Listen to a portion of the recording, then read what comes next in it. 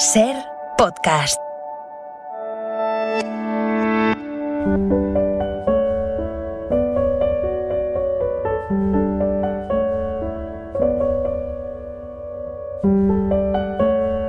Un libro, una hora. Dirigido por Antonio Martínez Asensio.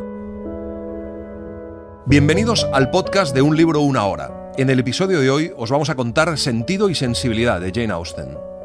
Jane Austen nació en 1775 en Steventon, en Inglaterra, y murió en 1817. Ocupa un lugar destacado en la historia de la literatura inglesa. Cultivó el gusto por el retrato íntimo y el estudio de la vida doméstica, apoyándose en un estilo depurado y en una indudable perfección técnica. Es autora de 6 novelas: Sentido y sensibilidad, Orgullo y prejuicio, que ya les hemos contado en Un libro, una hora, Mansfield Park, Emma, La abadía de Northanger y Persuasión, que también les hemos contado en Un libro, una hora. Sentido y sensibilidad es la primera novela de Jane Austen y se publicó en 1811. Disecciona la sociedad como solo sabe hacerlo ella y tiene unos diálogos magníficos. Es emocionante, sorprendente y a ratos muy divertida. Habla de cómo podemos vivir la vida y percibirla en función de nuestra forma de ser. Y habla también del amor y de la mentira. Vamos allá. La familia Dashwood vivía hacía mucho tiempo en Sussex. La heredad que poseía era de gran extensión y en medio de ella, en el llamado Norland Park, se hallaba la residencia donde habían morado los Dashwood por varias generaciones, gozando del respeto y la consideración de sus vecinos. Así comienza Sentido y sensibilidad, contando que el dueño más reciente de Norland era un solterón que se quedó solo y admitió en su casa a su sobrino, Henry Dashwood, heredero legal, con su mujer y sus hijas, con quienes vivió feliz. Henry, de su primer matrimonio, tenía un hijo y de su actual esposa, 3 niñas. El chico contaba con medios más que suficientes, gracias a la fortuna de su madre, que acrecentó por su matrimonio. Para él, heredar Norland no era importante, pero para sus hermanastras sí, porque su madre no poseía nada y su padre solo unas 7.000 libras. Pero cuando el anciano caballero murió, solo dejó a las 3 jóvenes 1.000 libras a cada una. Encima, Henry Dashwood murió un año después. No había pasado el día de los funerales cuando llegó la señora de John Dashwood sin previo aviso con su hijo y sus criados. Nadie podía discutirle el derecho. La casa era de su marido desde el momento del fallecimiento de su padre, pero la indelicadeza de su conducta era evidente y para una mujer en la situación de la viuda resultó altamente desagradable. Tan agudamente sintió la viuda Dashwood aquella conducta desconsiderada y tanto menosprecio hacia su hija política que se propuso abandonar la casa. Elinor, la hija mayor, le aconseja que reflexione sobre las consecuencias de aquella marcha, y la viuda decide quedarse, evitando una dolorosa ruptura con John. Elinor es extremadamente comprensiva y posee mucho sentido a pesar de tener solo 19 años. Tiene buen corazón, carácter afectuoso y encendidos sentimientos, aunque es capaz de controlarlos, algo que su madre nunca ha sabido hacer. Marianne, la mediana, es sensible e inteligente, pero apasionada en todo, y no tiene medida en sus alegrías ni en sus penas. Es generosa, amable y llena de interés, todo menos prudente. A Elinor no le gustan los excesos de sensibilidad de su hermana, pero la madre los impulsa. Margaret, la tercera hermana, es una muchacha alegre y de buen carácter. La viuda Dashwood permaneció en Northland unos meses aún. Se sentía impaciente por salir de aquella casa y no menguaban sus afanes en la búsqueda de una morada conveniente en las cercanías de Northland, ya que apartarse de aquel querido rincón era algo impensable. Pero no conseguiría encontrar una habitación que satisfaciese a la vez sus propias ideas sobre el confort y la comodidad y la prudencia de su hija mayor, cuyo sólido juicio había rechazado varios ofrecimientos que su madre habría aceptado sin vacilar, siempre por demasiado costosos. Solo hay una razón por la que la viuda Dashwood desea que sus hijas continúen en Northland, y es la creciente inclinación mutua entre su hija mayor, Elinor, y el hermano de la señora Dashwood, un muchacho agradable que pasa en la finca casi todo el tiempo. Edward Ferrars es el hijo mayor de un hombre de sólida situación financiera, aunque toda su fortuna depende de la madre de él. Edward Ferrars no es un hombre atractivo y se muestra desconfiado en exceso, pero cuando logra superar su timidez, revela un corazón abierto y afectuoso. Es inteligente y educado, pero no tiene las habilidades ni la ambición que querría su madre. La viuda Dashwood piensa que Elinor y Edward se casarán pronto. Quizá es algo que me sorprende. Edward es un joven amable y yo le guardo un afecto sincero. Pero no es el tipo de joven que creo conveniente. Parece como si le faltase alguna cosa. Sus ojos carecen de aquella espiritualidad y aquel fuego que anuncian pasión e inteligencia. Su admiración es la de un enamorado, no la de un hombre inteligente. A mí me harían falta las dos cosas. No podría ser feliz con un hombre cuyos gustos e inteligencia no coincidiesen con los míos. Desearía que penetrasen todos mis sentimientos e intereses. Habrían de fascinarnos los mismos libros, la misma música. Pero Elinor no comparte esa opinión. Ella opina que de la inteligencia y la bondad de Edward, nadie que le haya tratado lo suficiente tendrá la más pequeña duda. Y le cuenta que ella ha tenido ocasión de escuchar sus opiniones en materia de literatura o de arte y que Edward posee una inteligencia perfectamente cultivada y que su imaginación es viva y ardiente. Y al darse cuenta de lo apasionadamente que está hablando de él y sabiendo que en Marian y en su madre una simple conjetura se vuelve realidad rápidamente, le explica a su hermana que ella aún no posee ninguna prueba de un verdadero afecto por parte de Edward. Pero la mujer de John no puede soportar la buena relación de su hermano Edward con Elinor y cada vez es más desagradable. Sentido y sensibilidad se inicia con reflexiones sobre la propiedad y concluye con simetría sobre el matrimonio, los dos aspectos que determinan las divisiones territoriales y la continuidad familiar de la sociedad, y a su vez los dos aspectos más característicos de lo que se ha dado en considerar el mundo de Jane Austen.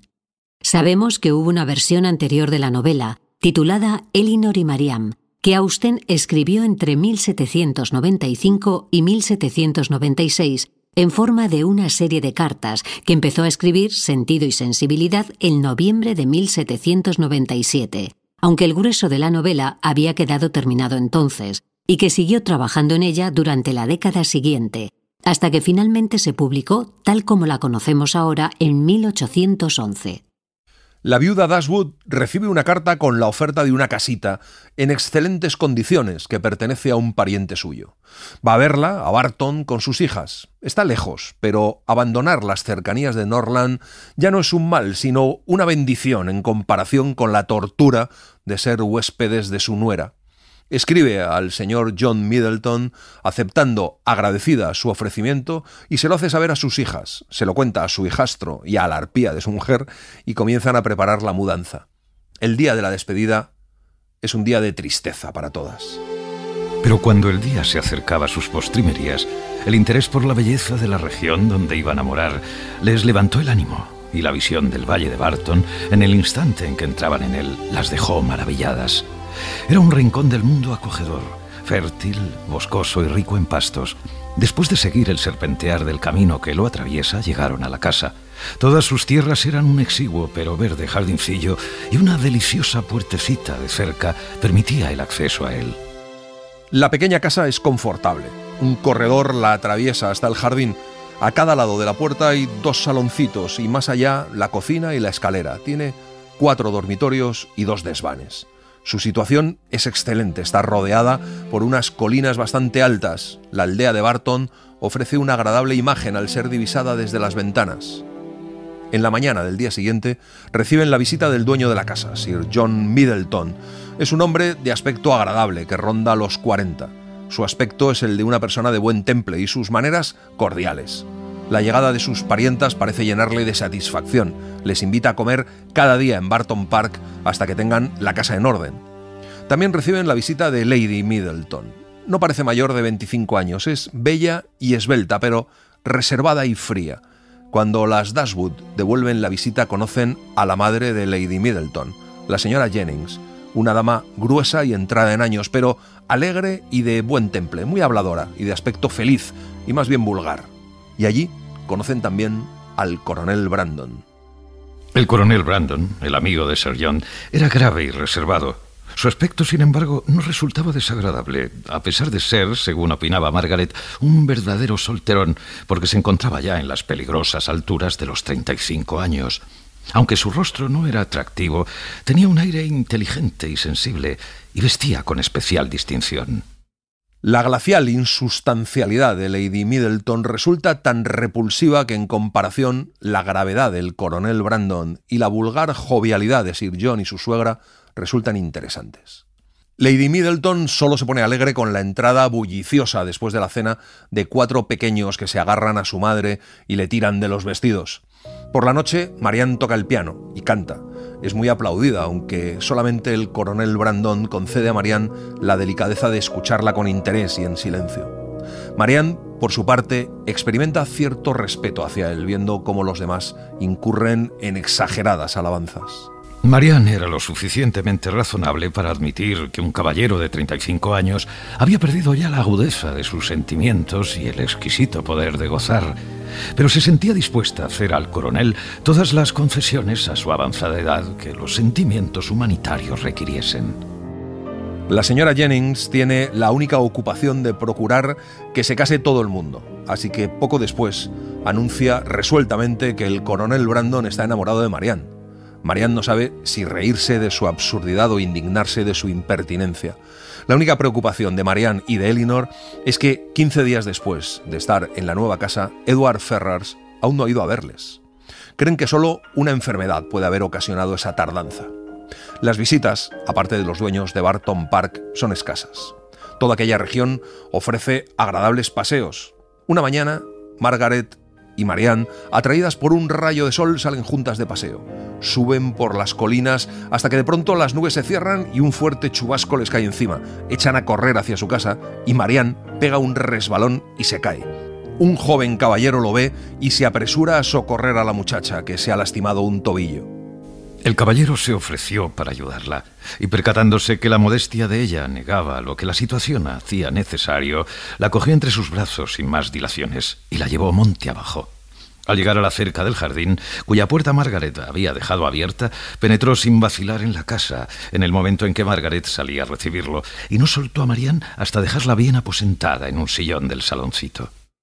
La madre y la otra hermana se levantan sorprendidas, y mientras los ojos de ambas se dirigen a él con sorpresa y secreta admiración a causa de su elegante porte, el muchacho comienza a relatar lo sucedido. Y todo ello con el encanto de su voz y de sus maneras, sus buenos modales y su agradable franqueza. Le invitan a sentarse y el hombre se presenta. Su apellido es Willoughby y vive en Allenham, no muy lejos. Pide permiso para visitarlas e interesarse por el estado de Marianne y se marcha.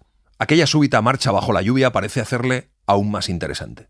Cuando le cuentan a Sir John lo que ha pasado, les dice que conoce a Willoughby y que es el mejor muchacho y más agradable que puede encontrarse, y que sabe disparar con una puntería formidable, lo que interesa poquísimo a las mujeres.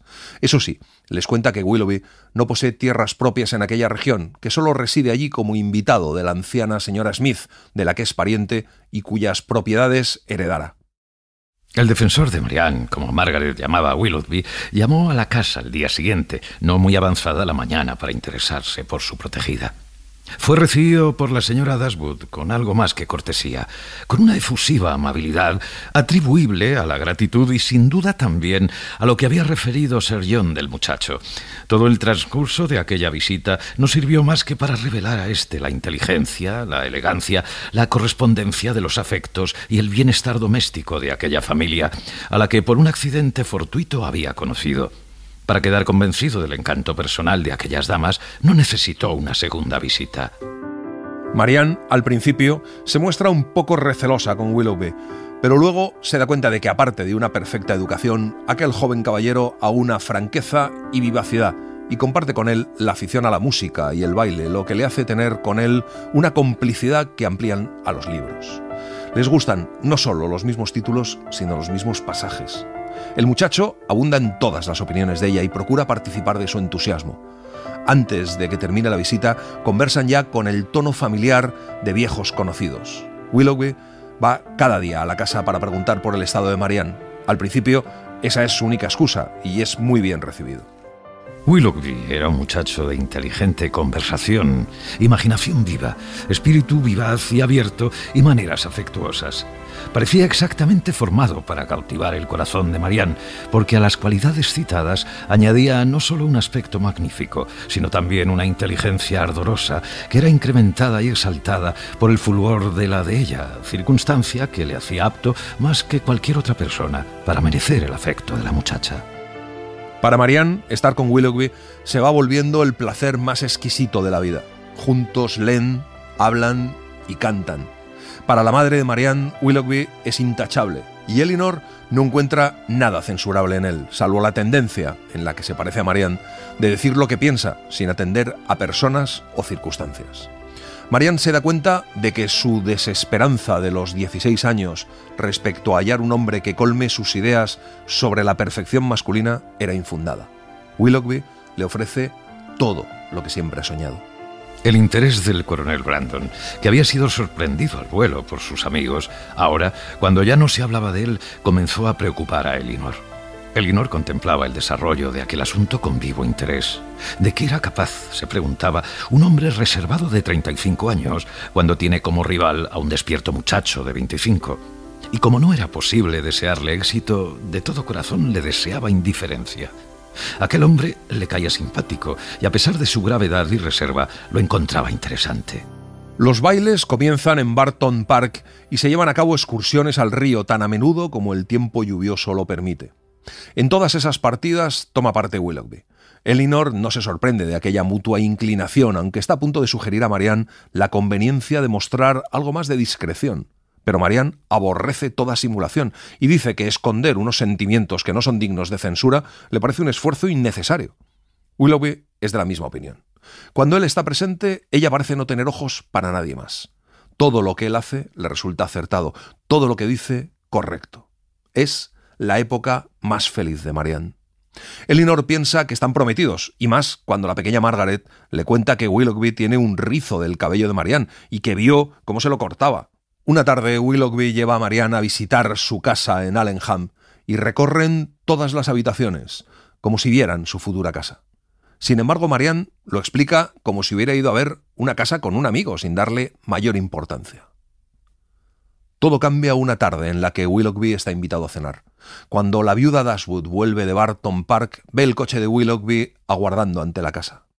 Al llegar al corredor, divisaron a Marianne, que salía apresuradamente del saloncito, muy disgustada y llevándose el pañuelo a los ojos. Corrió hacia la escalera, sin reparar en la presencia de ellas. Algo sorprendidas, se dirigieron al saloncito de donde había salido Marianne y allí encontraron a Willoughby. Apoyado contra la chimenea, les daba la espalda. Se volvió al oír pasos y por su semblante adivinaron que estaba profundamente conmovido. Willoughby le dice que la señora Smith ha dispuesto que se vaya a Londres para atender unos asuntos y que ha ido a despedirse. La señora Dashwood le pregunta cuándo volverá y Willoughby se sonroja antes de decir que no piensa volver por ahora. La señora Dashwood y Elinor están asombradas. La señora Dashwood le dice que siempre será bienvenido y Willoughby contesta que su situación es algo delicada y que no quiere permanecer más tiempo entre amigos de cuya amistad y compañía no puede gozar. Se despide apresuradamente y sale del saloncito. Elinor piensa que ha debido reñir con Marianne. En cualquier caso, se compadece profundamente de su hermana. La imagina sumida en sus pesares en lugar de buscar alivio. No vieron a Marianne hasta la hora de comer. Entró en la habitación y, sin decir palabras, se sentó en su sitio de costumbre. Tenía los ojos enrojecidos y solo con un gran esfuerzo lograba contener las lágrimas. Evitaba las miradas y no le era posible comer ni hablar. Poco después, la madre estrechó en silencio la mano de Marianne, que, conmovida por este gesto afectuoso, rompió a llorar y salió de la estancia. Durante aquella noche todos estuvieron deprimidos y tristes. Para Marianne, las formas son equiparables a la falsedad y decide no participar en la mascarada social. Su habitual desdén por las fórmulas de cortesía se hace evidente a lo largo de toda la novela. Para ella, la sociedad es trivial. Jane Austen pone de manifiesto que la sociedad se sostiene sobre mentiras necesarias. Marianne es alguien que exige que las formas exteriores proyecten o representen con exactitud los sentimientos interiores. Esa exigencia de sinceridad, ese desprecio por la hipocresía, son las características más positivas del movimiento romántico. La dificultad consiste en que, mientras que cada individuo tiene un mundo interior de sentimientos y pensamientos distintos, solo hay un mundo exterior en el que debemos convivir. 8 días después de la marcha de Willoughby, una mañana Elinor y su hermana convencen a Marianne de que vaya a pasear con ellas. Hasta entonces siempre ha evitado toda compañía en sus paseos, pero aquel día, cuando van caminando, ven de pronto que un hombre a caballo se dirige hacia ellas. Marianne de pronto exclama que es Willoughby, pero se equivoca. Aquel hombre es Edward Ferrars. Todas la reciben con mucha cordialidad, especialmente Marianne, que parece demostrar hacia él más interés que la propia Elinor. Pero Marianne observa que aquel nuevo encuentro de Edward y su hermana muestra los mismos síntomas de inexplicable frialdad que ya le llamaron la atención durante su estancia en Norland. La actitud de Edward es impropia de un enamorado. Se le ve turbado. No dedica a Elinor ninguna prueba especial de afecto. El joven les cuenta que lleva 15 días en Devonshire. Parece deprimido. No halla placer en nada. Evidentemente, se siente desgraciado. La reserva con Elinor parece querer borrar la intimidad de antaño. Edward permanece una semana en la alquería. Después se va. Elinor no quiso aplicar el método utilizado por Marianne en momentos parecidos, quien procuraba acrecentar y prolongar su pena por medio del aislamiento, el silencio y el desánimo. Los medios de Elinor fueron tan diferentes como sus fines, perfectamente adecuados aquellos a estos. En cuanto el joven hubo marchado, Elinor se sentó a su mesa de dibujo. Trabajó durante todo el día más de lo que tenía por costumbre y no evitaba la mención del nombre del muchacho. Así, no solo consigue disminuir su propia pena, sino que ahorra a su madre y hermanas tener que preocuparse de ella y consolarla. Sin separarse de su familia o abandonar la casa en busca de soledad o permanecer durante la noche en vela para meditar, Elinor halla ocasión de pensar en Edward y en su proceder, de manera diferente según sus cambiantes estados anímicos, con ternura, con compasión, aprobación, censura o duda. Pocos días después, los Middleton les presentan a los Palmer, que inmediatamente tienen con las Dashwood mucha confianza e invitan a Marianne y a Elinor a ir con ellos a Cleveland por Navidades. Cuando se van, en su celo incansable en favor de la causa de la vida social, Sir John les presenta a 2 muchachas, parientes de la señora Jennings, las señoritas Steele, Anne y Lucy. Son vulgares e indiscretas, pero Lucy está empeñada en hacerse amiga de Elinor. Lucy era inteligente y discreta, pero sus observaciones resultaban desagradables a Elinor. Carecía de una sólida educación, era ignorante y de pocas letras, y su ausencia de refinamiento intelectual y de conocimientos, aun en los asuntos más comunes, no escapaban a Elinor, a pesar de los esfuerzos de Lucy en ocultarlas. Elinor lo comprendía y la compadecía por no haber logrado cultivar unos dotes que la educación hubiese podido convertir en valores apreciables. Un día, mientras Lucy y Elinor pasean juntas por Barton Park a la alquería, Lucy sorprende a Elinor preguntándole si conoce a la señora Ferrars. Elinor encuentra aquella pregunta bastante improcedente y contesta que no la conoce. Entonces Lucy le dice que puede que llegue un día en el que esté enlazada íntimamente con la señora Ferrars. Elinor le pregunta si es que tiene relaciones con Robert Ferrars, pensando que no le agradaría mucho la perspectiva de una cuñada semejante. Y entonces Lucy le dice que con quien tiene relaciones es con su hermano mayor, Edward. ¿Qué sintió Elinor en aquellos instantes? Sorpresa, que hubiese sido tan penosa como profunda si la duda no la hubiese asaltado. Se volvió hacia Lucy en silencioso asombro, incapaz de adivinar la razón o el objeto de aquella declaración. Y aunque sus ideas y sensaciones se atropellaban en su mente, se mantuvo firme en su incredulidad y no se vio presa ni de una sonrisa nerviosa ni de un desvanecimiento. Lucy le dice que es un secreto y que Edward no se lo había dicho a nadie, y menos a su familia. Y le dice que está segura de que a Edward no le disgustará saber que se lo ha contado a ella porque la considera como a una hermana. Elinor guarda silencio unos momentos. Su asombro es demasiado grande y luego le pregunta desde cuándo tienen relaciones. Lucy le contesta que desde hace 4 años. Elinor, aunque conmocionada, no da crédito. Hace un esfuerzo de serenidad para contener su creciente malestar. Responde al cabo de unos instantes de reflexión, convencida del amor y la honorabilidad de Edward y de la falsedad de la señorita Steele. ¿Comprometida con Ferrars? Me siento enteramente desconcertada. Pero perdóneme, pues sin duda se trata de algún error de nombre o de persona. No es posible que hablemos del mismo Ferrars. Y Lucy le confirma que se trata del mismo. Y para demostrárselo, le muestra un retrato de Edward. Y le dice que para ellos es fundamental que la madre de Edward no sepa nada. Le cuenta que ha estado con ella casi 15 días y le pregunta a Elinor si no lo notó triste cuando vino. La entereza de Elinor parece flaquear. Su corazón palpita y apenas puede tenerse en pie, pero lucha tan denodadamente contra la opresión de sus sentimientos que de momento consigue sobreponerse. Afortunadamente han llegado paseando a la alquería. La señorita Steele vuelve a Barton Park y Elinor puede entregarse por entero a su pena, pero no tardan en surgir otras ideas. Se pregunta si Edward la ha engañado intencionadamente. Está segura de que el afecto del muchacho le pertenece. Su madre y sus hermanas se dieron cuenta de las inclinaciones de Edward en Norland. No ha sido una ilusión. Y luego se pregunta si Edward podrá ser feliz con Lucy Steele. Un día, la señora Jennings invita a Elinor y a Marianne a acompañarla a la capital. Elinor, en principio, dice que no, pero Marianne, en cambio, duda. Cree que en la capital será más fácil volver a ver a Willoughby. Elinor, que comprende los sentimientos de su hermana, no insiste en su oposición y propone confiarlo todo a la decisión de su madre. El que Marianne, susceptible e irritable como era y conocedora de las aburridas maneras de la señora Jennings, aceptase soportar todas esas molestias y cerrase los ojos con tal de hallar ocasión de ver a cierta persona, era prueba de su enorme fuerza y de la grandísima importancia que aquel joven tenía para ella. Elinor se sintió conmovida ante semejante constatación. La madre está de acuerdo y se van a primeros de enero. Llegan a Londres a las 3 de la tarde del tercer día de viaje. La casa es elegante y está decorada con gusto. A las muchachas se les asigna una habitación muy confortable. Marianne enseguida se pone a escribir y envía una carta. Da muestras de una inquietud que preocupa a su hermana, y a medida que avanza la tarde, el desasosiego de Marianne va aumentando. Pero pasan los días y Willoughby ni contesta ni va a visitarlas. El que va todos los días es el coronel Brandon, que parece cada vez más interesado en Marianne. En los 3 o 4 días siguientes, Willoughby no fue de visita ni escribió. Las hermanas fueron invitadas a una reunión. No hacía mucho que estaban sentadas cuando he aquí que Elinor descubrió a Willoughby de pie y a poca distancia de ellas, conversando animadamente con una joven extremadamente bella y elegante. Elinor le miró directamente y el joven se inclinó saludando, pero sin dirigirse hacia ellas, por más que había visto a Marianne.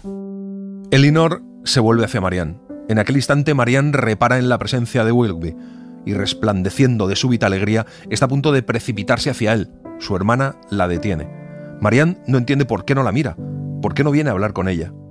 Guardar la compostura está fuera del alcance de Marianne. Permanece sentada en una agonía de impaciencia que se adivina en sus actitudes bruscas, y al fin Willoughby se vuelve y las mira.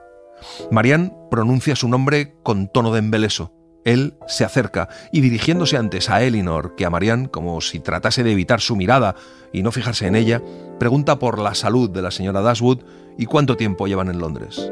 Elinor no puede articular palabra. Los sentimientos de Marianne estallan. Su rostro se vuelve de un rojo vivo. Dios mío, Willoughby, ¿qué significa todo esto? ¿No has recibido mis cartas? ¿No quieres darme la mano? Él lo hace, pero aquel contacto le resulta penoso. En aquellos momentos, él también lucha por no perder la serenidad. Marianne le pregunta si no recibió sus cartas y le pide explicaciones. El joven solo puede decir que sí, que tuvo el gusto de tener noticia de su llegada por las cartas que fue tan amable de enviarle, y se aparta con una ligera inclinación y va a reunirse con su bella pareja. Marianne, pálida e incapaz de tenerse en pie, se deja caer sobre la silla. Elinor, temiendo que se desmaye, intenta ocultarla de la vista de los demás, mientras le da a oler un frasco de sales, hasta que Marianne recobra el habla. Ve, Eleanor, ve donde él. Ve donde él y oblígale a venir conmigo. Dile que quiero volverlo a ver. Díselo ahora. No puedo descansar, no tendré un momento de reposo hasta que todo quede aclarado. Se trata de una confusión terrible. Ve donde él, no te entretengas. Elinor se niega. Con grandes esfuerzos consigue evitar que su hermana siga al muchacho, pero Marianne continúa quejándose en voz baja y profiriendo gemidos de desesperación. Se van inmediatamente de allí. Por la mañana, Marianne escribe una carta y poco después recibe la respuesta de Willoughby.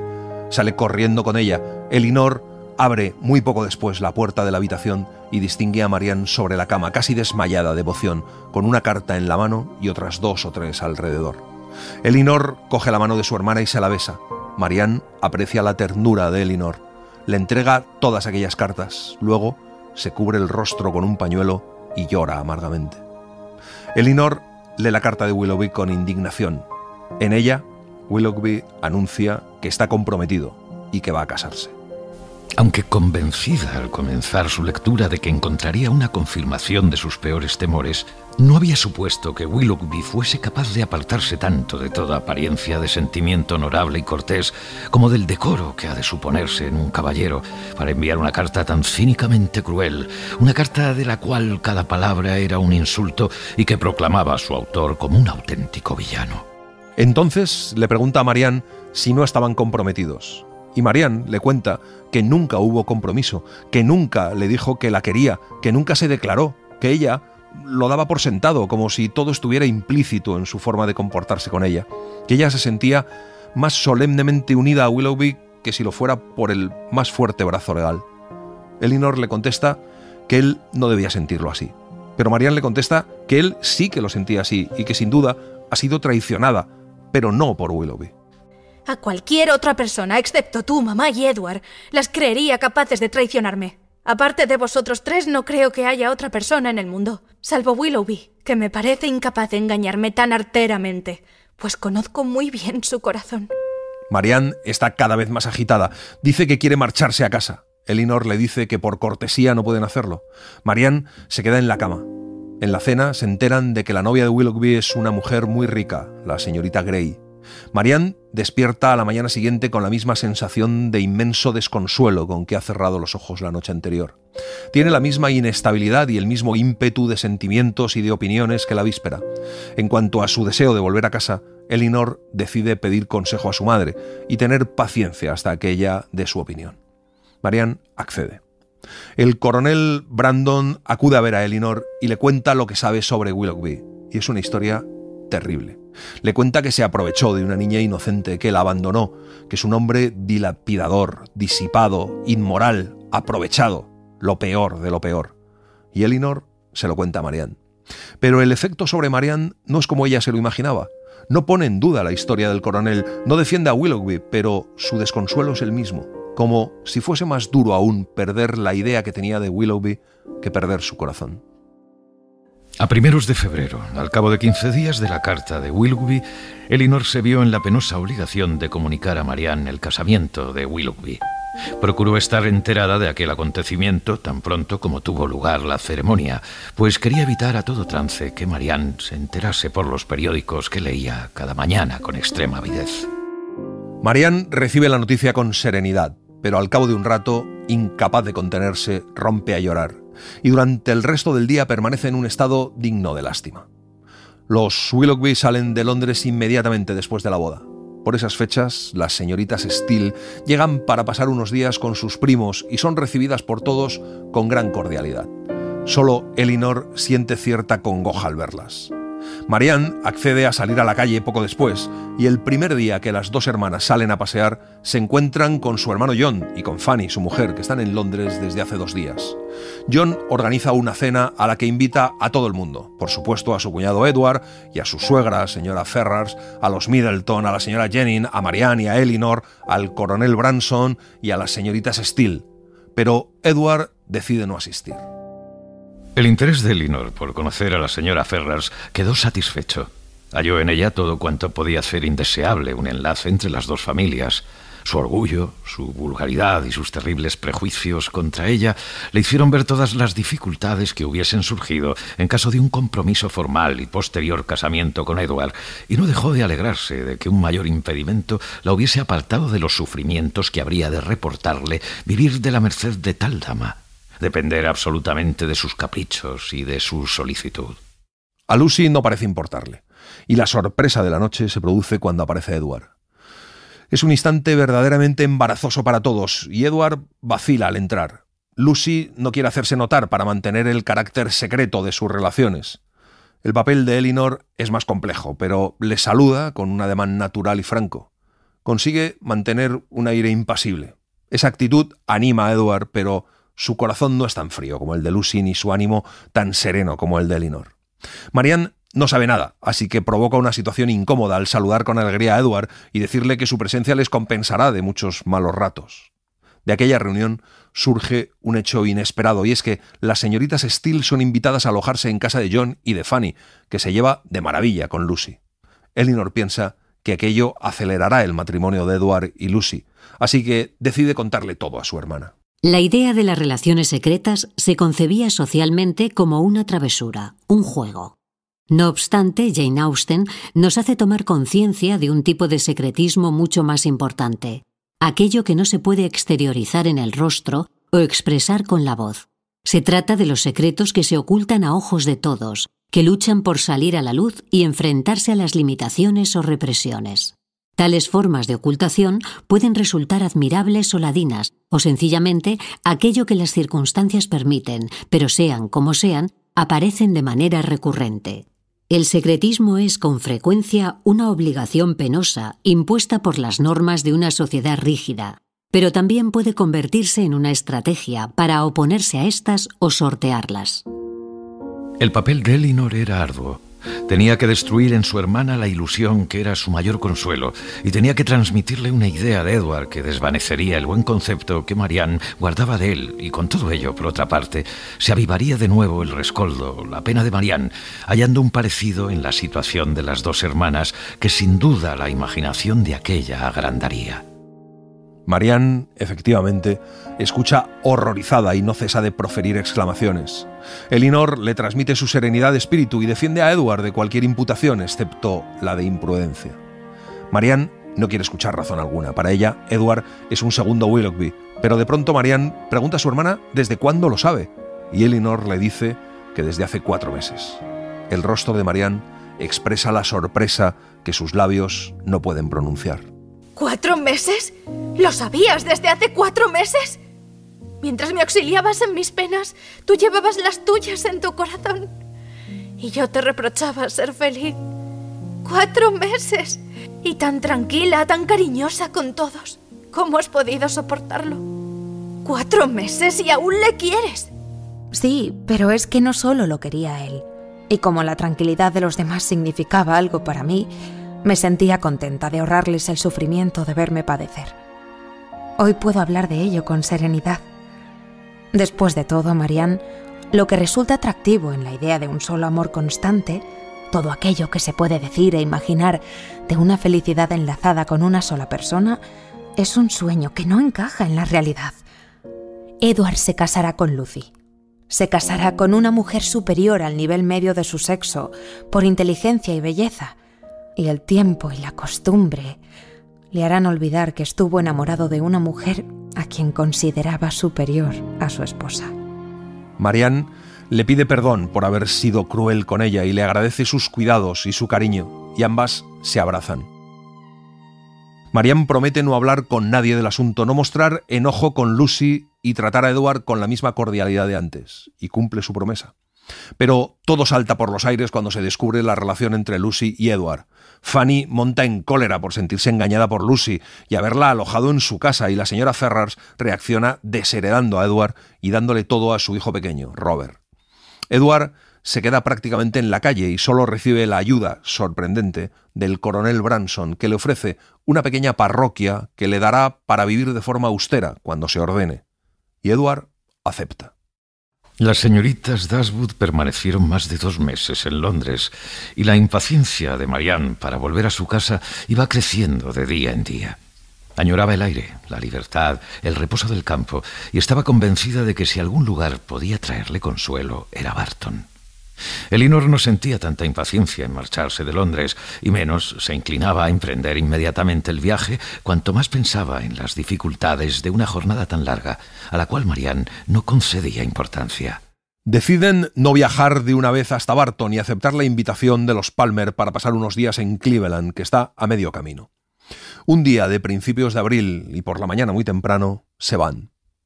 Cleveland es una moderna y espaciosa casa edificada en una verde ladera. No tiene parque, pero las tierras que la rodean son encantadoras. Marianne entra en aquella casa con el ánimo henchido de emoción al considerar que solo 80 millas la separan de Barton. Pero al cuarto día de estar allí, Marianne empieza a encontrarse mal. Aunque al principio intenta disimular, los síntomas se van acentuando. Tiene fiebre, los miembros doloridos y la garganta irritada. A la mañana siguiente no se puede levantar de la cama. Acude el señor Harris, farmacéutico de los Palmer, que habla de un proceso infeccioso, lo que hace que la señora Palmer y su hijo recién nacido salgan de la casa inmediatamente. Pasan los días y no empeora, pero tampoco mejora. Elinor no se separa de su cama. La noche del tercer día, Marianne empieza a delirar. Elinor se teme lo peor. Tiene que dar aviso a su madre. Habla con el coronel Branson, que accede a ir a por ella. Y en aquella pesadumbre permaneció hasta la tarde, sin apartarse un momento del lecho de la enferma, su imaginación vagando por las más tristes visiones, siempre considerando la pena de las personas más allegadas. Su espíritu sentíase oprimido, especialmente por las palabras de la señora Jennings, que no supo contenerse, y le dijo que a su juicio cabía atribuir la gravedad de aquella dolencia a las semanas de abandono y tristeza que Marianne había vivido después de su desengaño amoroso. Elinor comprendía que era una idea razonable y por ello se sentía doblemente acongojada. Pero hacia la tarde empieza a notar una mejoría en el pulso de la enferma. La esperanza se adueña de Elinor y en el ansia de ver triunfar sus ilusiones se inclina sobre su hermana para constatar su evolución favorable. La enferma respira mejor. La mejoría se nota en el tacto de la piel. Sus labios parecen revelar un manifiesto alivio. Marianne llega a fijar los ojos en ella con un mirar apagado, pero donde brilla ya la razón. El señor Harris confirma y aún aumenta sus esperanzas. Lágrimas de consuelo, esperanza e indecible alegría brotan de sus ojos. El boticario la declara poco después fuera de peligro. Se va acercando el momento de la llegada del coronel Brandon y su madre, pero antes de lo previsto oye acercarse un carruaje tirado por 4 caballos. Nunca le ha resultado a Elinor tan difícil mantener la serenidad. Se precipita escaleras abajo. El primer rumor que oyó en el vestíbulo le anunció que habían llegado ya. Se dirigió al saloncito, entró en él y se encontró con Willoughby. Elinor, retrocediendo horrorizada, quiso seguir el primer impulso de su corazón, que era el de abandonar la estancia, y su mano había sido ya el pomo de la puerta cuando desistió al verle avanzar resueltamente, diciéndole con tono más imperativo que suplicante: «Señorita Dashwood, le ruego me escuche». Elinor replica con firmeza que no puede permanecer allí, pero Willoughby le pide que se siente. Elinor vacila. La posibilidad de que llegue el coronel Brandon y los encuentre allí la angustia, pero está en juego tanto su honor como su curiosidad. Willoughby se sienta delante de ella y lo primero que pregunta es si Marianne está fuera de peligro. Y cuando Elinor le dice que sí, se levanta y le pregunta si le tiene por canalla o por loco. Elinor le pregunta qué significa todo esto. «Significa», respondió él, «que me propongo que usted me odie un poco menos de lo que ya me odia. Pienso ofrecerle una explicación, una interpretación de hechos pasados, para abrirle todo mi corazón y para que usted se convenza de que, si bien he sido siempre un cabezota, nunca he sido un truán. En definitiva, me propongo obtener el perdón de su hermana Marianne». Y entonces empieza una explicación pormenorizada de todo lo que ha sucedido, que si efectivamente no le deja bien, por lo menos le hace menos culpable y, sobre todo, demuestra que su corazón alberga menos maldad de lo que parecía. Willoughby le pide a Elinor que se lo cuente todo a Marianne cuando esté repuesta. «Permítame imaginar que un conocimiento más preciso de mi corazón, de mis sentimientos presentes, le proporcionará un olvido más amable, más digno. Háblele de mi miseria y mi penitencia.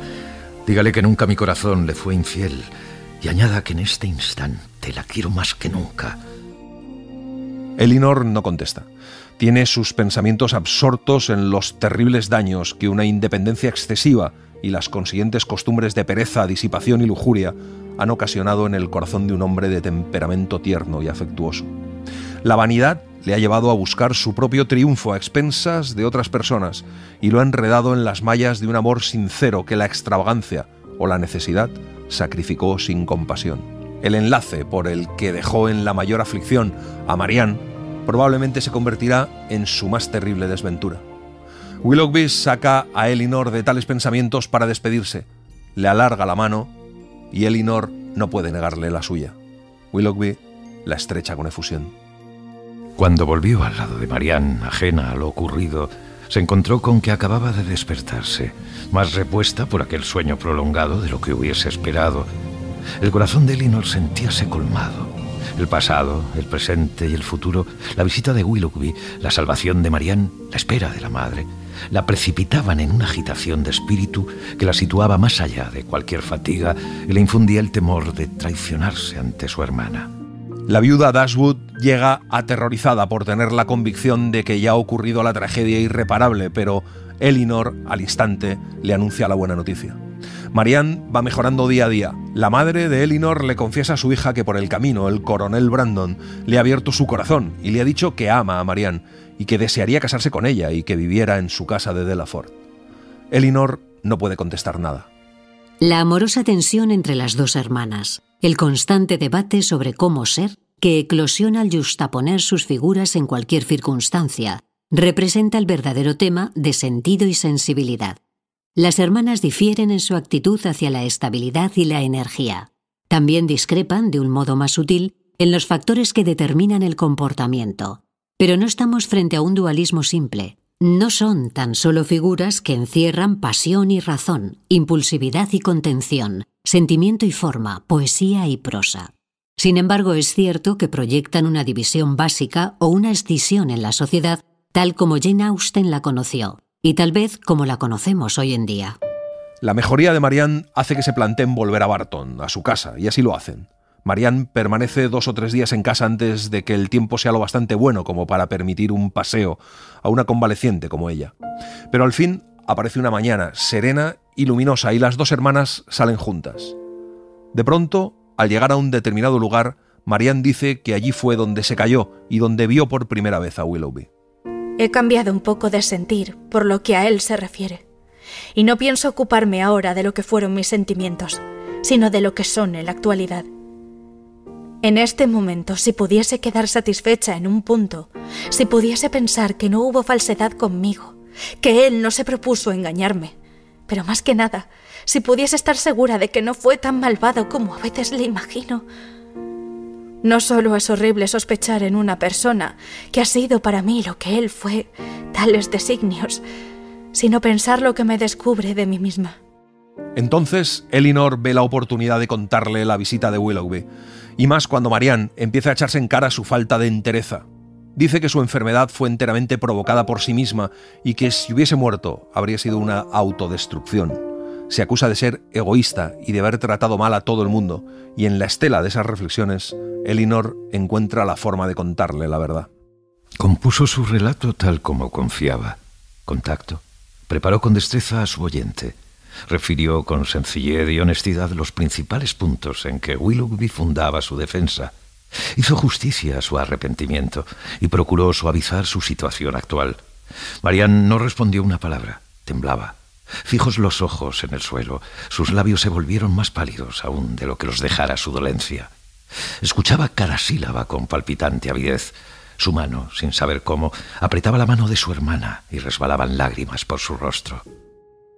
Cuando vuelven a casa, Marianne, con un beso de gratitud y entre lágrimas, le pide que se lo cuente a su madre y luego sube la escalera. Elinor no se atreve a interrumpir una soledad tan razonable como la que ahora necesita Marianne y le cuenta todo a su madre. Margaret no tarda en llegar y así la familia se reúne de nuevo en aquella casita. Elinor está intranquila por tener noticias de Edward, no sabe nada de él desde que salió de Londres, nada de sus proyectos ni dónde vive. Pero uno de los sirvientes le cuenta un día que se ha casado, que ha visto a Lucy y al señor Ferrars en una silla de posta, que venían de Londres y que le dijeron que pronto irían a visitarlas. Elinor no lo puede entender.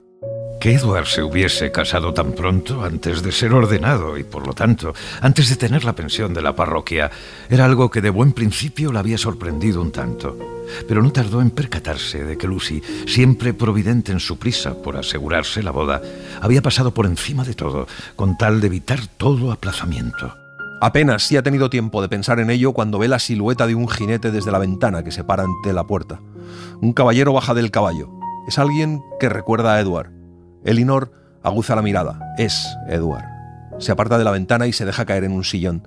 Su aire, al entrar en la estancia, es poco cordial. Está pálido. parece presa de la agitación y como temeroso de que la acogida no sea amable. Y allí, entre confusiones y palabras que intentan ser cordiales, Edward les dice que quien se ha casado con Lucy ha sido su hermano Robert. Elinor no puede más, abandona la estancia y cuando está sola estalla en un torrente de lágrimas de alegría. Edward, sin decir nada más, se marcha, dejando a todos sorprendidos y perplejos por aquel cambio tan maravilloso y repentino. Su viaje a Barton tuvo un motivo muy concreto. Había ido simplemente para pedir en matrimonio a Elinor. Y teniendo en cuenta que no era un inexperto en la materia, resultaba curioso que se hubiera sentido tan turbado y necesitara que le animasen y le reconfortasen.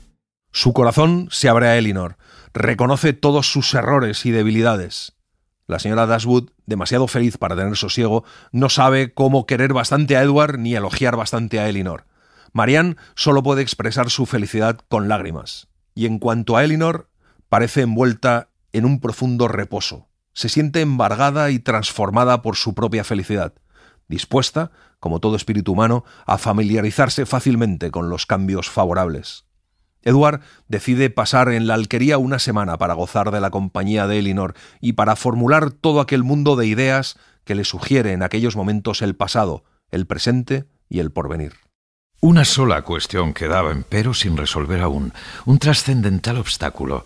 Edward y Elinor se sentían atraídos por un amor mutuo. El enlace era bien visto por sus allegados y el profundo conocimiento que cada uno de ellos tenía del otro sentaba las bases de una segura felicidad. Pero, sin embargo, les faltaban recursos para vivir. Edward contaba con 2.000 libras más la renta de la parroquia de Delaford y Elinor con 1.000. Eso era todo cuanto poseían en el mundo. Edward no pierde la esperanza de un cambio favorable en su madre, pero Elinor no comparte esas ilusiones. Al cabo de 4 días desde la llegada de Edward, se presenta nuevamente el coronel Brandon. No sabe nada de lo sucedido. La señora Dashwood le pone al corriente. Tras la previsible resistencia de la señora Ferrars, Edward es admitido de nuevo en su presencia y reconocido nuevamente como hijo. Edward no se siente seguro hasta haber revelado su compromiso con Elinor. Al principio, la señora Ferrars intenta disuadirle, pero termina cediendo. Con la seguridad de unos ingresos suficientes a sus necesidades, a Edward y Elinor no les queda sino aguardar que cuanto antes Edward se haga cargo de la parroquia y la casa esté en condiciones. La boda tiene lugar en la iglesia de Barton, a principios de otoño. Marianne Dashwood había nacido para un destino excepcional. Había nacido para descubrir la falsedad de sus propias convicciones y para contradecir con sus actos sus máximas preferidas. Tuvo que dominar unos sentimientos nacidos en su alma y con un afecto no muy distinto de una simple amistad y una profunda consideración, conceder su mano voluntariamente a otro hombre que 2 años atrás era considerado demasiado viejo y para quien, a fin de proteger su salud, solo se pensaba en un chaleco de franela. En lugar de dejarse arrastrar por una irresistible pasión, como ha hecho hasta entonces, se encuentra a los 19 años sometida a una nueva relación sentimental, cargada de nuevos deberes, viviendo en una nueva casa como esposa, señora de una familia y de un pueblo. Pero Marianne no puede querer a medias, y con el tiempo dispensa tanta devoción a su marido como antaño a Willoughby. Las comunicaciones entre Barton y Delaford fueron continuas, todo lo continuas que requería un profundo afecto. Y una de las evidentes virtudes de la felicidad de Elinor y Marianne era, y no precisamente de las menos importantes, que aunque hermanas y habitando la una a poca distancia de la otra, vivieron en un perfecto acuerdo entre ambas, sin que esto molestase a los maridos.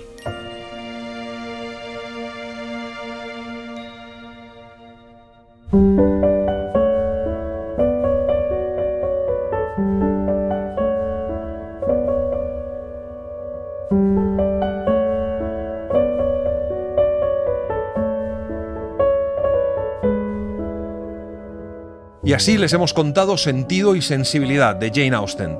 Hemos seguido la edición conmemorativa del bicentenario de Penguin Clásicos, con traducción de Ana María Rodríguez e introducción de Tony Tanner, de la que hemos citado varios fragmentos. Gracias por estar ahí y gracias por leer. Un libro, una hora, en la cadena SER. Un programa escrito y dirigido por Antonio Martínez Asensio, con las voces de Eugenio Barona, Jara Luna y Laura Martínez, y la participación de Olga Hernán Gómez. Realización de Mariano Revilla. Edición y montaje de sonido de Pablo Arévalo. Y en las redes, Virginia Díaz Pacheco. Suscríbete a Un Libro, Una Hora. Todos los episodios y contenidos adicionales en la app de Cadena SER y en nuestros canales de Apple Podcast, Spotify, iVoox, Google Podcast y YouTube. Escúchanos en directo en la SER los domingos a las 5 de la mañana.